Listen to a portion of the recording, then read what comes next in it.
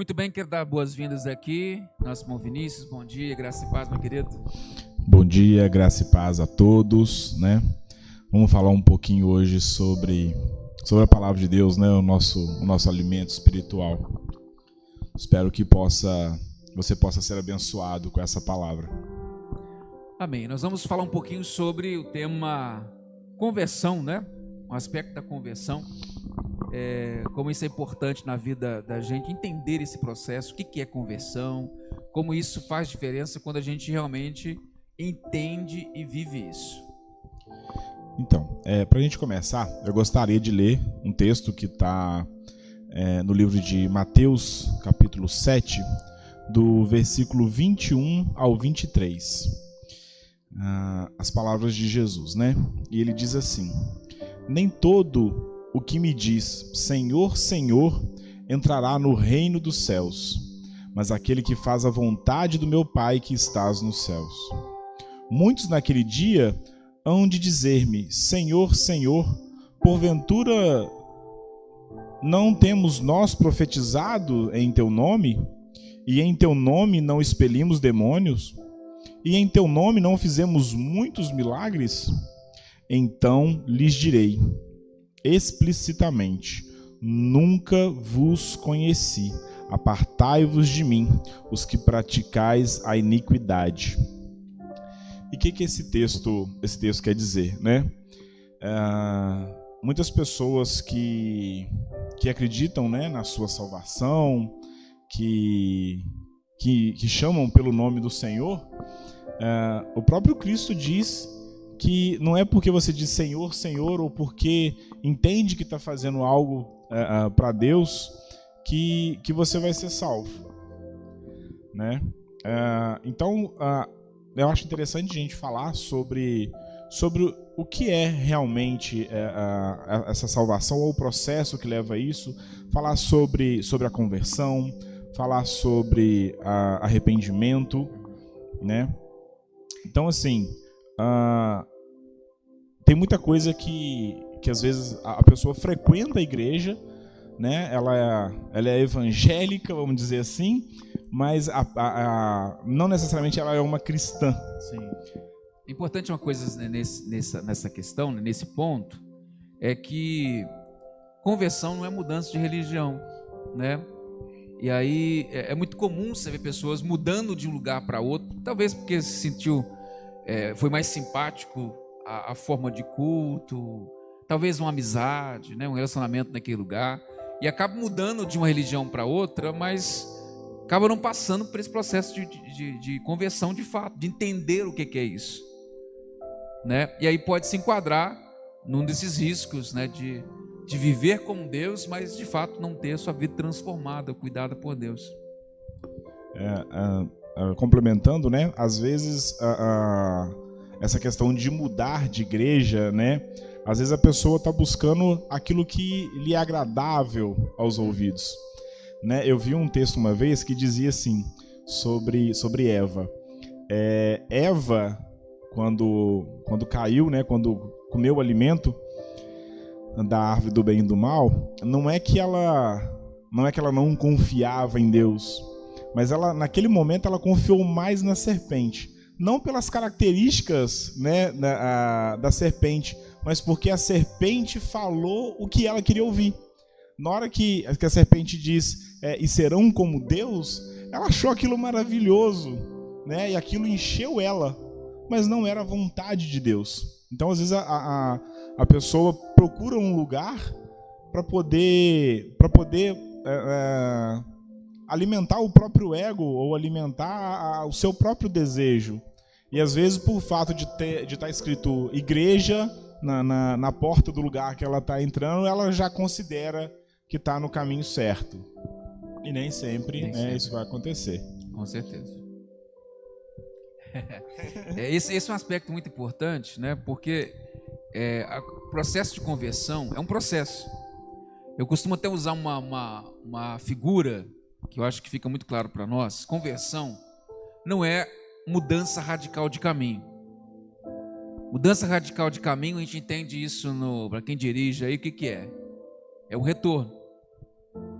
Se você vai numa direção e você, no meio daquela direção, você faz um giro, né, e volta, você está retornando. Conversão, a gente entra ou à direita ou à esquerda e assim vai. E para eu ir até minha casa, moro aqui perto da igreja, nós estamos gravando aqui na igreja, né? Eu moro aqui perto da igreja. Para ir até minha casa daqui para lá, eu tenho que fazer 2, 3, 4 conversões, saindo aqui da porta da igreja, contando com a primeira, né? Se eu for reto, eu não consigo chegar lá. Então, conversão, quando a gente vai entendendo que é um processo, a gente faz a primeira guinada quando Cristo toca em nossas vidas, nos convida a mudar, e a partir daquele momento a gente vai fazendo outras mudanças, outras conversões, né? Que a gente pode chamar isso também de processo de santificação, né? Que quando a gente vai se mudando alguns hábitos na nossa caminhada, mas não é um processo estático, né? Que a gente um dia se converteu e acabou ali. É um processo continuado que a gente vai vivendo experiências na nossa caminhada, no nosso dia a dia. Então, e um desses processos de conversão, né, que você citou, eu acho muito importante a gente destacar também a questão do nascer de novo. Tá? Às vezes tem gente que tem essa dificuldade no que é o nascer de novo, né? De entender essa questão do que é o saber, do que é o nascer de novo. O nascer de novo é de fato como se o nosso espírito tivesse nascido de novo mesmo. A gente tem que mudar, não por força, mas por entender que não é a vontade de Deus, que é errado, né? Quando a Bíblia fala em pecado, ela fala que é pecado algo, não depende da nossa opinião para falar assim, eu acho que é, que não é. Uhum. Deus falou que é pecado e pronto, não tem um outro argumento. Tá ali, tá escrito, né? Tá ali. Então, o nascer de novo é de fato mudar as atitudes. Uhum. É chegar a um ponto de você olhar para as atitudes de pecado que você teve e ver que estava errado. Uhum. E de fato se arrepender daquilo ali e querer mudar de vida. Não que um cristão convertido ele não peque, né? Ele não vai cometer pecado, mas ele não vai viver no pecado, ele não vai ter prazer no pecado. Sim. Mediante o pecado, o que vem para ele é uma dor, é uma tristeza, é um arrependimento, independentemente da consequência. Porque às vezes a pessoa acha que arrependimento é porque fez algo errado, opa, deu ruim, vou me arrepender. Né? Então, mas aí você tem a consequência, independentemente de ter consequência ou não. Às vezes a pessoa fez algo de errado, se não teve consequência nenhuma, ninguém descobriu, ele está super feliz com aquilo ali, né? Então aí, na verdade, isso é remorso, isso não é arrependimento. E tem muita gente que frequenta, como diz o próprio texto, né? Que faz oração pelas pessoas, que às vezes está expulsando demônio, ou está, né, focado na teologia da prosperidade, daquilo que quer ouvir, que Jesus te ama. Sim, ele nos ama, e lógico que isso é muito bom, mas o arrependimento e esse nascer de novo é o que de fato, acredito eu, que confirme o nosso andar em Cristo, o nosso ser cristão.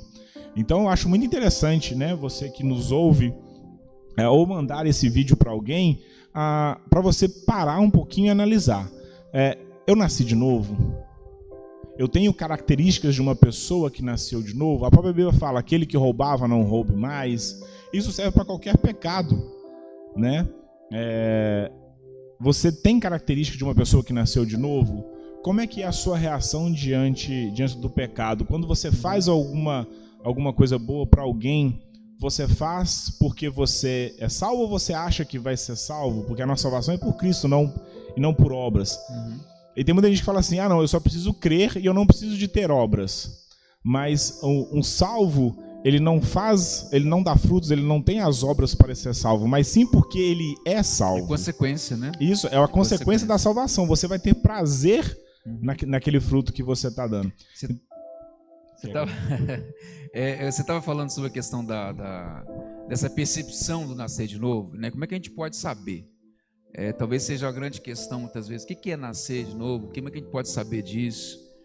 Tem um texto paulino, que é um texto que traz uma certa confusão. O texto de Hebreus, de Romanos, aliás, eu acho que é Romanos capítulo 7, se eu não me engano, que Paulo diz que eu não compreendo meu modo de agir. aquilo que eu gostaria de fazer de bom eu não faço, e aquilo que eu não gostaria de fazer de mal eu acabo fazendo. E esse texto às vezes é mal interpretado, né? Às vezes dizendo assim, o ser humano não tem jeito mesmo, né? Não tem jeito mesmo. Mas na realidade a gente olha para um outro lado. Primeiro é o seguinte, o pecado em si, ele causa em nós a chamada cauterização. A cauterização é quando você não sente mais. É imperceptível, né? Um calo na mão, por exemplo, né? Eu já estou com a minha mão, tem alguns calinhos aqui, mas é pouca coisa. Se eu pegar uma enxada para capinar um quintal hoje, com as 2 horas de capinando, se der 2 horas, vai dar um monte de bolinha aqui de calo, né? Mas meu pai, por exemplo, que faleceu em 2020, como trabalhava na roça, a vida inteira na roça, a mão dele era aquela mão áspera. E ele trabalhava 24 horas quase, porque ele quase não dormia, né, coitado? De manhã até de noite. 7 dias por semana trabalhando o tempo inteiro, na enxada, na foice, de boa, não machucava, porque as mãos eram cauterizadas. Então, essa é a grande diferença de nascer de novo. Quem nasceu de novo em Cristo, converteu, abriu seu coração, é nova criatura, a perspectiva mudou, ele vai perceber o pecado, coisa que quem não nasceu nunca percebe.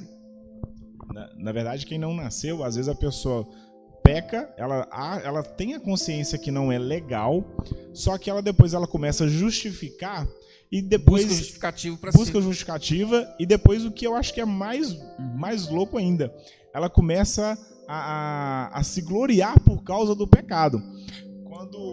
Antes da minha conversão, eu saía com amigos e assim, o pessoal contava com alegria, né, os pecados. Certas proezas. E aí eu vou pegar um mais leve, que o pessoal bebia muito e falava, nossa, mas contava com alegria.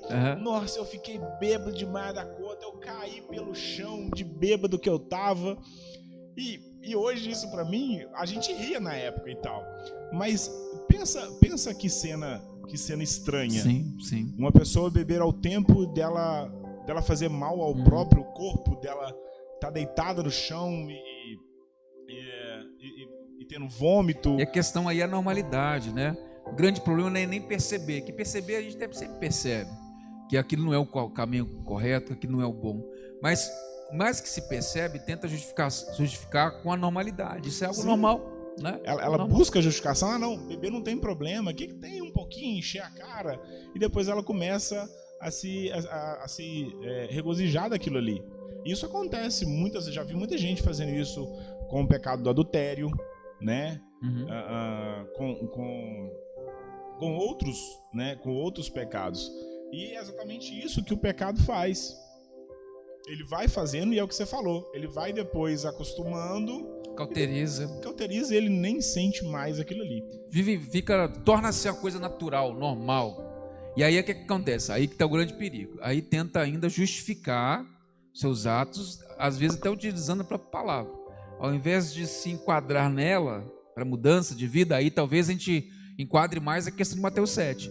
Né? Aqueles que tentam enquadrar a palavra no seu estilo de vida.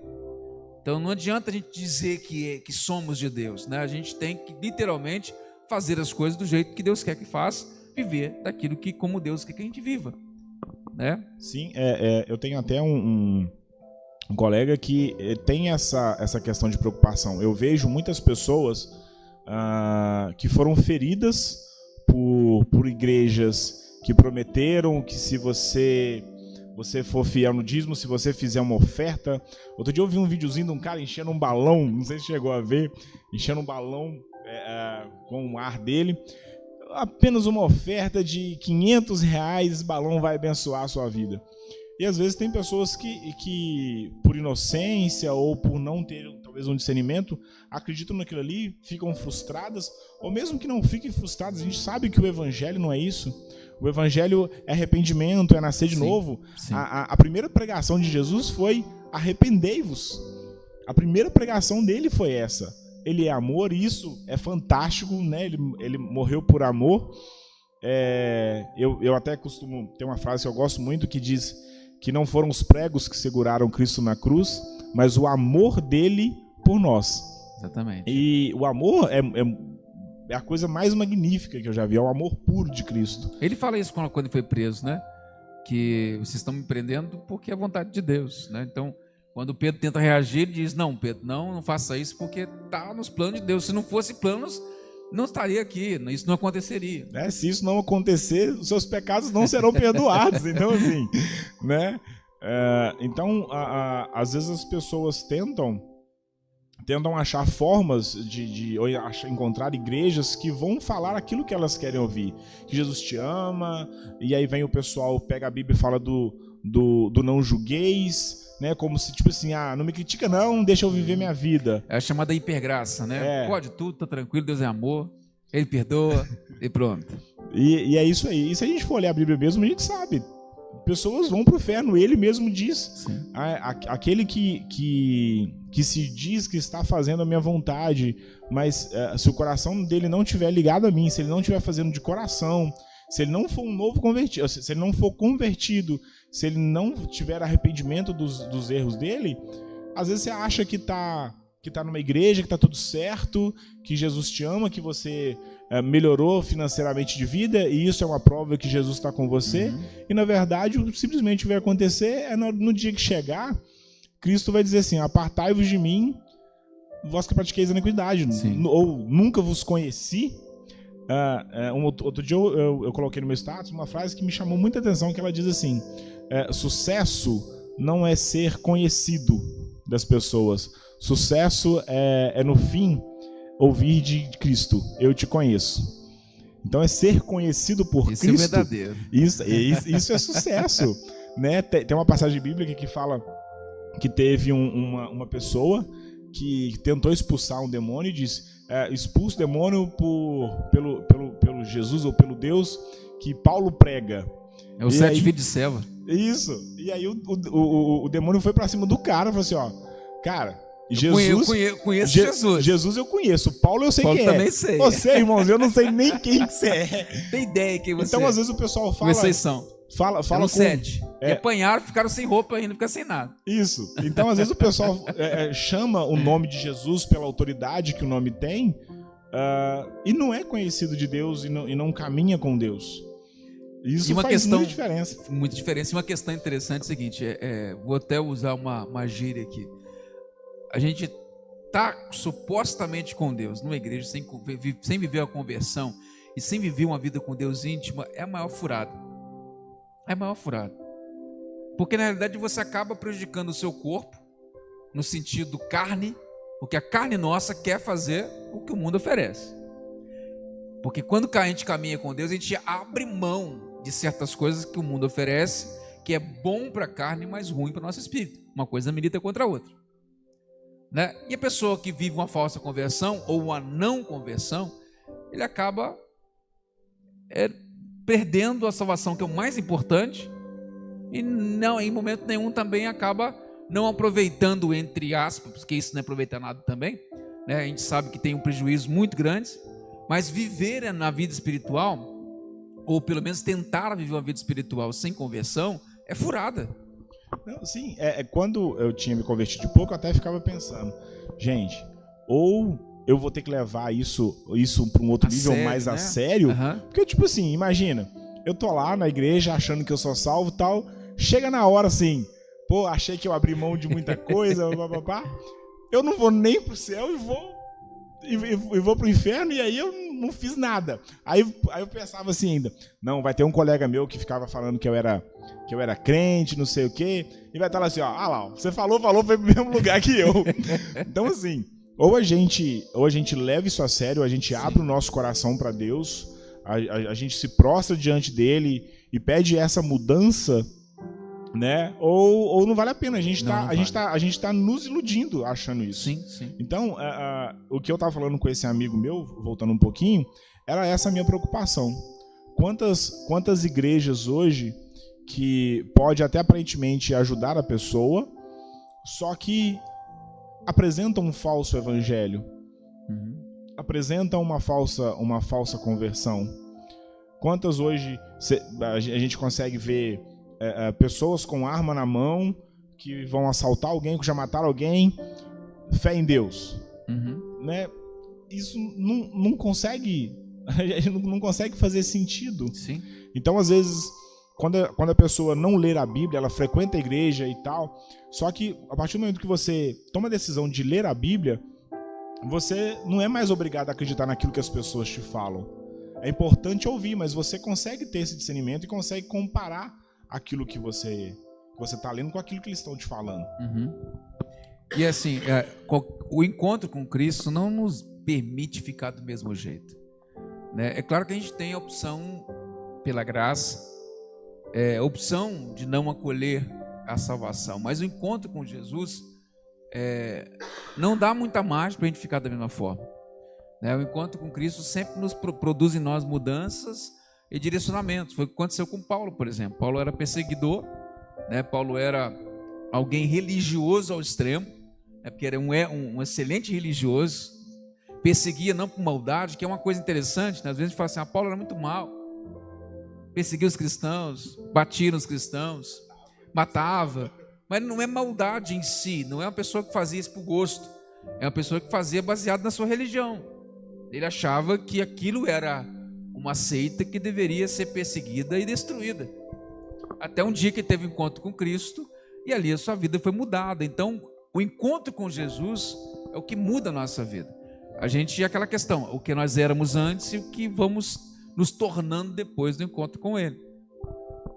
Tem até o pessoal, né, o homem-bomba, ele se explode achando que está fazendo a vontade de Deus, sim, destruindo aquelas pessoas. Em nenhum momento da Bíblia a gente vê esse tipo de reação. Então é muito importante a pessoa ler a Bíblia, né, procurar uma igreja que de fato, né, o oriente no caminho do Senhor, que ajude nesse processo de conversão, nessa caminhada, que a gente sabe que a nossa mudança pode ser da noite para o dia, mas o processo para essa nova vida é como se a gente tivesse que estar engatinhando de novo. A gente nasceu de novo, então às vezes você já está lá correndo no mundo, na parte carnal, mas você nasceu de novo e aí você vai ter que voltar a engatinhar, você vai ter que precisar da ajuda de alguém para se alimentar, depois você vai começar a comer sozinho. Uhum.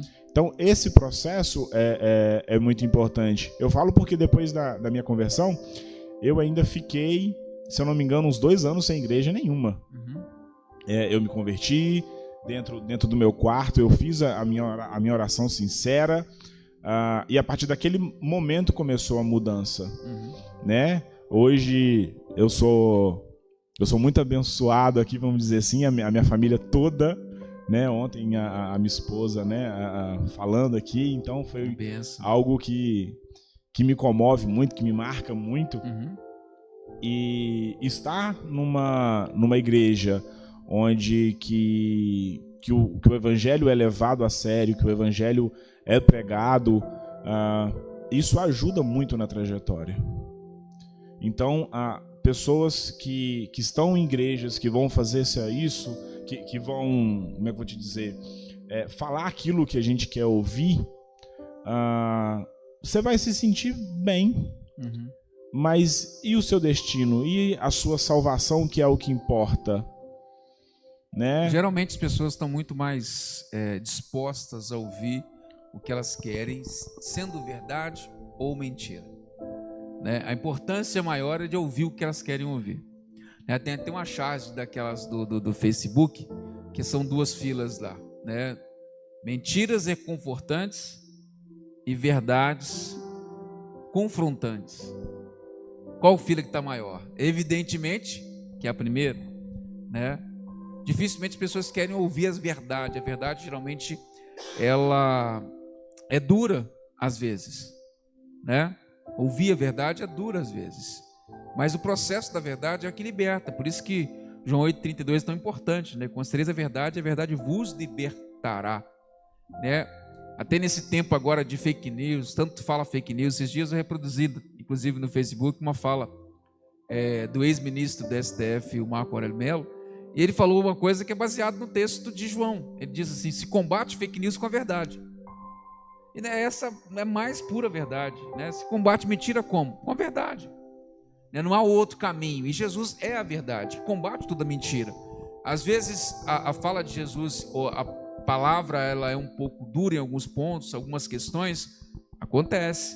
Mas aí que está, é para mudança, né? É para direção, é para transformação de vidas, né? Então, a mentira pode ser boa de ouvir no momento? Pode, mas ela vai trazer problema? Sim. A verdade pode ser ruim de ouvir no momento? Sim, mas vai trazer benefícios? Com certeza. Então, esse é o grande diferencial. O que a gente quer de momento? E aí que está a conversão. A conversão não é uma coisa apenas imediata. É imediata, mas passa por um processo inteiro da caminhada de vida. Não é uma coisa não tão simples assim. Eu acho interessante também, porque a Bíblia diz que enganoso é o coração do homem, né? Então, é basicamente o seguinte: para você ir para você ir pro inferno, não precisa você fazer nada. É só confiar no seu coração. Né? Não precisa você ter mudança nenhuma. Deixa rolar. Deixa acontecer, deixa eu ser feliz, não é verdade? Enganoso Sim. é o seu coração, então a gente já sabe, Sim. já sabe o destino, né? Então, assim, a gente confiar no nosso desejo, isso me faz feliz, é muito complicado, porque o nosso coração é enganoso. Às vezes a gente confunde, né, felicidade com prazer, né? Então, o prazer ele é totalmente carnal. A felicidade verdadeira é em Cristo. Por quê? Para pensar o seguinte: a pessoa que ela vai para uma festa e ela quer beber e ela quer se relacionar com várias pessoas, ela vai fazer isso uma vez, a pessoa que realmente gosta de fazer. E ali ela vai encontrar o prazer. Na semana que vem, ela vai ter a necessidade de fazer aquilo de novo. Ela sempre vai precisar alimentando. Uma vez que você encontra Cristo de forma verdadeira, a sua felicidade é constante.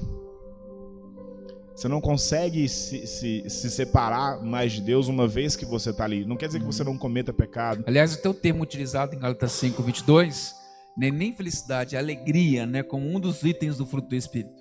Sim, então é essa alegria. E às vezes e também é essa paz também, como fruto do Espírito, que às vezes a gente está relacionado com o mundo. Isso não vai trazer paz, isso sempre vai trazer um pensamento ruim, alguma coisa ruim. Sim. Né? É interessante que você estava falando lá atrás, um pouco atrás, sobre essa questão do não fazer nada, né? Você não fez nada, não precisa ninguém, não precisa fazer nada, não precisa se converter, não precisa fazer nada para ir para o inferno, né? Tá aí, o caminho tá aí, tá lá, é largo, como a Bíblia fala, né? Larga o caminho, espaçoso, e a porta, e é fácil demais de passar por ela, moleza de passar por ela. E aí uma questão importante, né? Aquilo que é maléfico, que destrói, que faz mal, ninguém precisa se esforçar para fazer.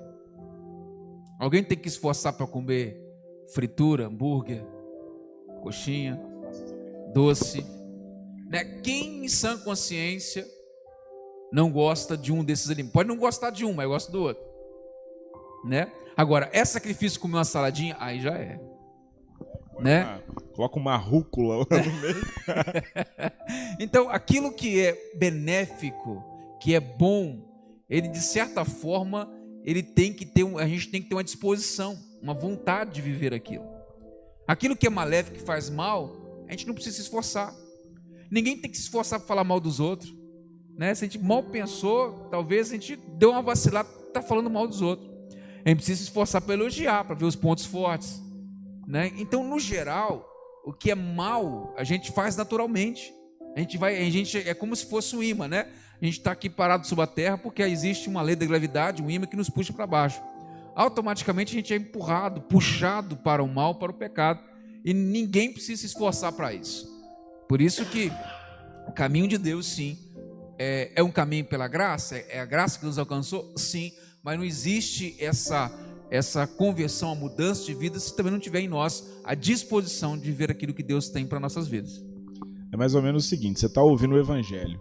Se você nunca se sentiu confrontado, tem alguma coisa errada aí. Né? Uma vez eu conversava com um colega de escola, ele é ateu, e a gente falava sobre a Bíblia, sobre história bíblica, né? E uma vez eu falei com ele: ele falando sobre outros deuses, sobre histórias parecidas, e eu falei com ele o seguinte, uma coisa que eu entendi do Evangelho e que eu não vejo em nenhuma outra religião, ou na maioria das religiões eu vejo o chamado é realmente para essa prosperidade, é simplesmente a acolhida, e o único que eu vi que existe realmente um confronto é o Evangelho. Então, se fosse um negócio inventado simplesmente para atrair pessoas, não tinha esse confronto. Falava que os outros querem ouvir, pronto, né? Falava que a pessoa quer ouvir, eu vou arrumar um monte de gente que vai me seguir. Com e certeza.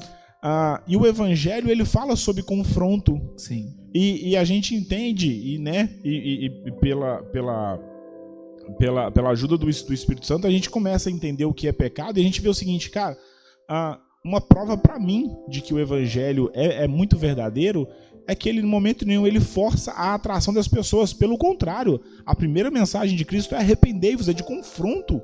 Sim. Então, se você ouve o Evangelho e você não se sente confrontado com as suas atitudes, eu acho que você não está ouvindo o Evangelho. O Evangelho é confronto. Errada. O Evangelho vai te forçar, vai te confrontar ao momento de que você fala assim, cara, eu tenho que nascer de novo, eu tenho que mudar a minha vida, eu tenho que me arrepender, tem alguma coisa errada comigo.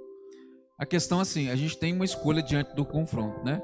É igual a questão, a pessoa está passando mal, aí vai no médico, aí chega no médico, o médico fala assim, você tem que cortar esse tipo de alimento que você come, está comendo muito isso, tem que cortar esse, talvez fuma, tem que cortar esse, talvez bebe. Vou mudar de médico, né? Esse não gostei não. Vou mudar um outro aqui, porque esse aí já falou coisa que eu não quero. Então, no Evangelho a gente tem, infelizmente, a maioria das pessoas acaba escolhendo isso, vou mudar. Porque na realidade o Evangelho, ele confronta, não há como a gente seguir a Cristo sem ser confrontado com nossos atos. Porque o João nos declara sobre isso, nós somos naturalmente pecadores. Aquele que não entende que tem erro, que tem falhas, que tem pecados, nem tem como ir a Cristo, porque a base de Cristo é essa, eu vim para aqueles que estão doentes, aqueles que reconhecem quem são, e dizem assim, eu estou aqui porque preciso, ok, então esse é o caminho da mudança. O confronto começa aí, e o confronto é aí que está a grande questão, a gente não gosta de ser confrontado, o ser humano em si não gosta de ser confrontado, mas o confronto de Deus não é um confronto num tom acusatório. O confronto que Cristo faz para nós não é aquele confronto que aponta o dedão na nossa cara e diz assim, você é pecador, você não vale nada, você está perdido, você aquilo. Mas pelo contrário, ele vem com amor, com graça e misericórdia. Reparatório, vamos dizer. Exatamente. Ele vem com graça e diz assim, olha, vinde a mim, todos vós que estáis cansados, sobrecarregados, e eu vos aliviarei. Olha que ele não está dizendo assim, vós pecadores, vós que está no inferno, está tudo perdido para vocês. Não, pelo contrário, eu sei que a vida não está fácil, sei que as escolhas estão difíceis, sei que o pecado está aí, mas querem trocar de fardo comigo? O que eu tenho a oferecer para vocês, eu tenho que oferecer um fardo. O fardo é o confronto, a mudança de vida, mas o fardo que eu ofereço a vocês é um fardo leve. É aí que está a mudança de fardo. Então, não é um tom acusatório, é um tom de mudança, e é um tom que nos produz o direcionamento de mudança e não meramente acusa a gente do pecado. O que você está falando não é uma questão de julgamento ou simplesmente apontar um erro, O que ele faz é o seguinte, como é que você vai saber que você está indo na estrada errada se ninguém te falar? Porque você olhou ali, sim, eu estou andando. Sim. Então, isso é falar assim, cara, arrepende, faz essa conversão, muda o seu caminho, porque o seu caminho está errado. Estava descendo a Rua Nova, chegando aqui no sinal, a entrada do calçadão ali, né? E veio um cara de fora e subiu direto na Rua Nova. Aí buzinei para ele parou, não sou daqui não. Eu já sabia, Aí ele deu o rezinho e voltou. Porque a plaquinha de proibido ali é bem pequenininha. Ali geralmente não se vê. Então se alguém não fala nada, ele vem embora, vem subindo. Agora quando alguém fala, aí se ele continuar, aí é escolha dele. Não, mas igual eu tô falando, a sua intenção foi de ajudar não somente ele, mas quem estava vindo de cima. Exatamente, evitar um acidente, Evitar um acidente. E às vezes vão ter pessoas de coração tão duro que ela vai falar assim, rapaz, toma conta da sua vida aí.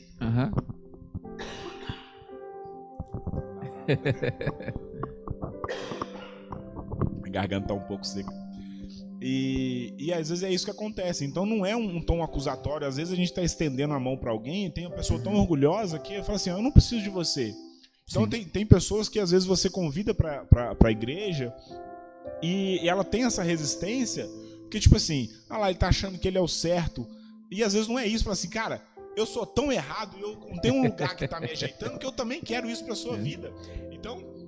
tem uma pessoa muito, muito próxima que ela fala assim, não gosto de crente, que crente fica me chamando para ir na igreja. Eu não quero ir na igreja. E às vezes não é isso. E numa pregação que eu já fiz aqui na igreja, eu falei sobre isso. Como é que você, uma pessoa que Jesus fala que você tem que amar o próximo, como é que você ama o próximo e aí você descobre uma coisa que pode fazer toda a diferença na sua vida para melhor e você guarda só para você? Então não é porque eu quero que você faça parte do meu clube ou porque eu quero aumentar as pessoas na igreja. Eu não estou aqui fazendo um convite, por exemplo, para a nossa igreja. Eu quero que você procure uma igreja que vá te ensinar o evangelho. Sim, exatamente. Não estou falando assim, não, só a igreja que a gente frequenta, só a igreja metodista que prega o evangelho. Eu não estou falando isso. Existe um jargão antigo que dizia assim, procure a igreja mais próxima da sua casa. Agora tem um novo que eu gosto mais. Procure uma igreja mais próxima da Bíblia, né? Então essa é a margem, né? Tem muitas igrejas sérias. Nós não somos melhor, né? A questão não é essa. A defesa aqui não é da nossa igreja, é do Evangelho. É do Evangelho de Cristo que a gente defende. E a igreja é muito importante, que você estava falando, Vinícius, muito importante, porque a visão de alguém de fora, muita gente tem visão de igreja como se fosse um clube de gente certinha ou de gente que se sente superior aos demais. Lá é um clube de gente que foi, né, elevado. E na realidade a igreja é o quê? A igreja é o hospital, né? A igreja é o local de tratamento. A gente está aqui porque a gente precisa de cuidado. A gente precisa ser cuidado por Deus e pelos outros. Então, o convite que a gente faz para poder ir a Cristo, para estar na caminhada com Cristo, é simplesmente vamos caminhar junto, né? Vamos ser sarados, transformados juntos? Essa é a grande questão. Às vezes a pessoa acha que a gente se sente superior e na verdade é o seguinte, a diferença, eu já falei com algumas pessoas assim, a diferença de mim para quem está lá fora é o seguinte, eu sei que eu estou todo errado e preciso de ajuda. Você também está todo errado como eu, mas você ainda não entendeu que você precisa de ajuda. Né?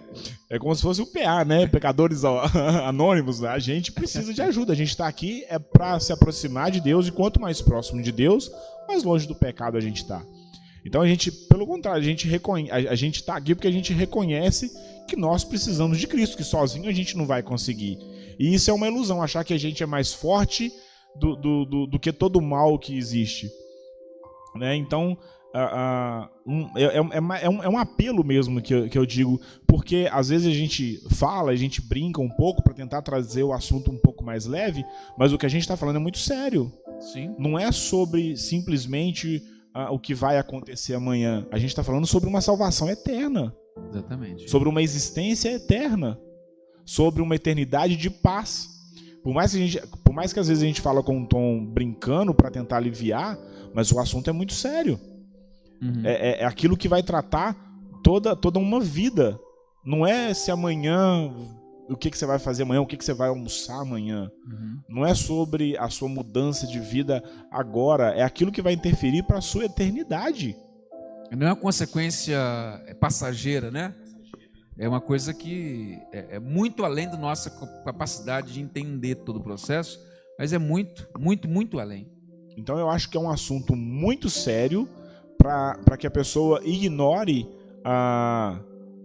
essa autoavaliação de falar assim, as minhas atitudes demonstram uma pessoa que nasceu de novo? As minhas atitudes demonstram uma pessoa que se converteu, um verdadeiro cristão? Ou eu faço as coisas só para aquilo que me alegra, né? E esse é um ponto muito importante, porque assim, além disso, e agora eu quero ter uma palavra aqui muito específica, você que já caminha no Evangelho há um tempo, porque a nossa forma de viver também afeta quem não conheceu Jesus, né, diretamente. Né? A nossa forma de viver, ela afeta as pessoas à nossa volta. Só que aí nós temos que pensar, afeta de que maneira? Né? Afeta de que maneira? Afeta positivamente ou afeta negativamente? né? É fundamental que a gente entenda isso, porque nós temos responsabilidade com aquele que está à nossa volta, né? A gente pode, de repente, estar sendo, como diz a palavra, pedra de tropeço para os outros. Ao invés de a gente estar abençoando, cuidando de vidas, a gente pode se colocar como uma pedra para os outros. E aí, sabe o que diz a palavra? A palavra diz, é muito forte. Aqueles que fazem tropeçar um dos meus pequeninos, é melhor se colocasse uma pedra no pé e jogasse na água, se afundasse lá, né? É claro que não está dizendo para você suicidar, não é isso. Está dizendo o seguinte: olha o nível do negócio, né? É tão sério, é tão sério. Então, às vezes, a gente acaba levando a vida espiritual relaxada, muitas vezes. A gente não aproveita nem para a gente, no sentido de convivência com Deus, porque não tem coisa melhor do que conviver com Deus. Tem coisa melhor do que a gente sentir a presença de Cristo no nosso relacionamento no dia a dia. E sem contar, não tem coisa melhor do que a gente compartilhar isso com os outros, mostrar isso para o vida dos outros. E quando a gente faz isso o inverso, também é um grande problema e um grande peso que a gente vai carregar. Assim como as almas que a gente ganha, elas servem como instrumento de bênção para nossas vidas, aquilo que a gente pode transmitir também de afastamento das pessoas pode se tornar uma maldição em nossas vidas também. Então o que eu posso dizer para vocês é que levem isso um pouco a sério. Não tenta ser cristão só para achar que participa de uma igreja, só para achar que pode ter os benefícios de Deus e pronto. Leve isso a sério. Isso se trata de uma consequência eterna, para bem ou para mal. E para você que às vezes está sem esperança, Cristo nos promete um lugar onde não haverá choro, nem dor, nem tristeza, porque as coisas já se passaram. Então não é uma eternidade do jeito que você está vivendo hoje. É uma eternidade sem problemas. Não é uma extensão da vida, né? Não é uma extensão da vida, mas é uma nova vida. Exatamente. É um novo lugar, né? Onde estaremos na presença de Deus, onde próximo de Deus não existe pecado, não existe esse sofrimento que nós temos aqui, essa tristeza. Então leve isso a sério, isso é muito sério. Então avalie, você realmente se arrependeu dos seus pecados, se arrepende, você é um novo, ou melhor, você é convertido, você se arrependeu, você está buscando uma igreja para simplesmente alimentar o seu ego, ou te dar esperanças simplesmente financeiras, ou que tudo vai dar certo, e às vezes nem sempre dá certo. Os apóstolos, um morreu apedrejado, o outro na cruz de cabeça para baixo. Então o nosso Salvador Cristo teve cicatrizes. Nós também teremos cicatrizes. O Evangelho... A gente não faz, a gente não é cristão por essa vida. A gente é cristão por aquilo que está por vir. Exatamente. O Evangelho ele não tem letras pequenas, né? Não é aquela propaganda de Black Friday. Está chegando Black Friday aí, né? Muitas vezes acaba sendo Black Fraud em algum lugar, em alguns lugares, a gente sabe disso. Alguns lugares vale a pena sim, é Black Friday, mas outros não. Mas a gente sabe que é muito comum a gente ver aquela propaganda com as letrinhas miúdas, né? Compra um produto por 20 e poucos reais, aí você vai ver lá, é 12 de 20 e poucos. Você tá, a letrinha pequenininha você não viu. No Evangelho não tem isso, né? Jesus é muito claro em dizer: no mundo tereis aflições, tem de bom ânimo. João 16, 33. Então nós temos a clareza que estar em Cristo não é garantia de não ter problemas. Converter, estar no Senhor não é garantia de não ter dificuldade, mas é garantia, primeiro, de tê-lo conosco na nossa caminhada no dia a dia, nos dando suporte, nos dando condição de vencer. Não estamos sozinhos, né? Não estamos sozinhos. É Mateus 28, né? Versículo 20: eis que estou convosco todos os dias até a consumação do século. E o melhor de todas as bênçãos que podemos ter, né? Que é um final de vida com Deus aqui e uma vida nova posterior com Ele. Quem sabe é o seguinte: a morte não é quando, não é se, né? É quando. Ninguém vai ficar para semente. Vai chegar uma hora para todo mundo. E aí que está a grande questão. E a hora que chegar para você, para nós, para mim, como a gente vai lidar com isso? Aliás, para onde vamos? em quem vamos estar, ou com quem vamos estar. A realidade espiritual é algo muito mais claro do que a gente pode imaginar. A realidade daquilo que a gente não vê, que a gente não enxerga, é muito mais claro do que a gente pode imaginar. Então, hoje é a oportunidade que você tem nesta manhã de colocar sua vida diante do Senhor. Para você que talvez ainda não entregou a sua vida a Cristo, é uma oportunidade única que Deus está te dando. Já aconteceu comigo uma experiência muito marcante, de uma pessoa que eu estava trabalhando, uma família que está trabalhando há algum tempo, e eles estavam vindo aqui à igreja, e um dia sumiram da igreja, e eu vindo de um ponto missionário que a gente tinha lá na Coab, na época, eu passei em frente ao bar e vi a família dentro do bar, e aí Deus falou assim, passa lá, e eu passei direto, vim embora para casa. Eu comecei a questionar, mas será que foi Deus mesmo, passar no bar agora à noite? Eu vou não. Aí quando eu cheguei perto, é interessante que foi até perto de onde eu moro hoje, descendo o morrinho onde eu moro ali hoje, eu parei o carro e falei assim, não, peraí, se foi Deus que falou, eu volto lá. Aí eu dei a volta de novo, desci a rua nova, dei a volta de novo, parei em frente ao bar e entrei. E aí quando eu entrava no bar, quando eu entrava, Deus me deu a mensagem, parece que o Wi-Fi de lá pegou, né? Deu o download completo. Deu o download da mensagem completa. Aí Deus falou assim, fala para ele que é a última oportunidade que eu estou dando. Aí dentro do bar cheguei e falei, olha, Deus manda te dizer que é a última oportunidade que Deus está te dando. E ele chorou um monte, né? O casal estava lá, chorou um monte. E dentro do bar mesmo, peguei, orei com eles e fui embora. Um mês depois, ele suicidou. Infelizmente, tirou a própria vida. E ali, Deus me deu aquela missão de ir até lá e falar para ele, olha, eu estou te dando mais uma oportunidade. Infelizmente, a decisão é pessoal. A decisão é pessoal. Pode ser que hoje, embora Deus não está dizendo claramente que para alguém seja a última oportunidade, lá no caso Deus diz claramente que era, mas sempre há o risco de ser a última. Então é um convite nessa manhã, não é um convite de manipulação, não é um convite forçado, mas é um convite de experimentar o que nós estamos experimentando. Talvez essa seja a maior questão, né? O que a gente está vivendo?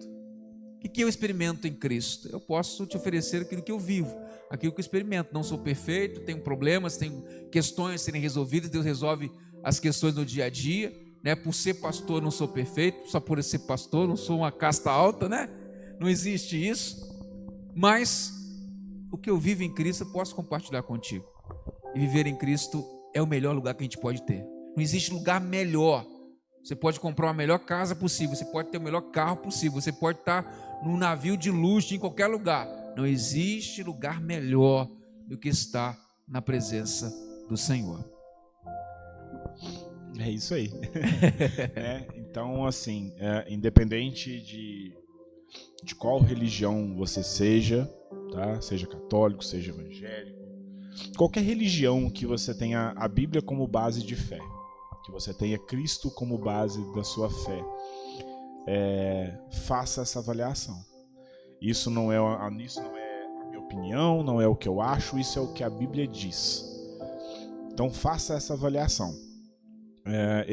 Aceite esse convite de se avaliar, se você se converteu, se você nasceu de novo, se você tem, né, características de uma pessoa que de fato segue a Cristo de forma verdadeira, que você foi confrontado pelo Evangelho e viu a necessidade de mudança.